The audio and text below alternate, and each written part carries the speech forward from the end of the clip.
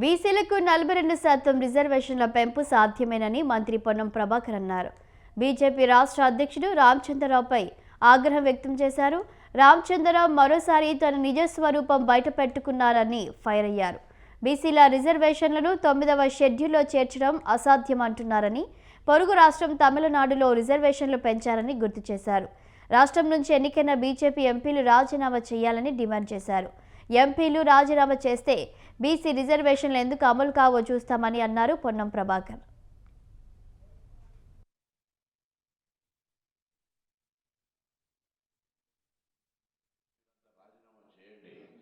Telangana BJP అధ్యక్షుడు మరొకసారి తన అసలు నిజ స్వరూపాన్ని బయటపెట్టినాడు.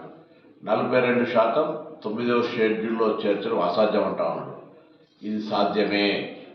ఇది గతంలో జరిగింది పక్క తమిళనాడు రాష్ట్రంలో. తెలంగాణ నుంచి ప్రాతినిధ్యం వహిస్తున్నటువంటి బీజేపీ ఎంపీలంతా రాజీనామా చేయండి, ఎందుకు రాదో చూస్తాం, లేదా దీన్ని సాధించి పెట్టండి. ఈరోజు సుప్రీంకోర్టులో ఇందిరా సహాని కేసులో చాలా స్పష్టంగా చెప్పినారు. రాష్ట్రాల్లో ఒకవేళ ప్రామాణికమైన సమాచారం ఉంటే, ఎంపైరికల్ డాటా ఉంటే తప్పకుండా రాష్ట్రాలు నిర్ణయం తీసుకోవచ్చని చెప్పినాయి. అందుకే రాష్ట్రం సర్వే చేసి శాసనసభ ఆమోదము, కేబినెట్ ఆమోదము, గవర్నర్ ఆమోదంతో ఢిల్లీలో ఉంది. ఇది కేంద్ర ప్రభుత్వం తీసుకోవాల్సిన నిర్ణయము. తప్పకుండా రాష్ట్ర ప్రభుత్వం కట్టుబడి ఉంది. 42% రిజర్వేషన్లకు ఎట్లయినా బరాబరుగా అధికారికంగా అమలు చేస్తాం. ఆనాడు మండల్ కమిషన్ చేస్తే కమండల్ అన్నది మీరే.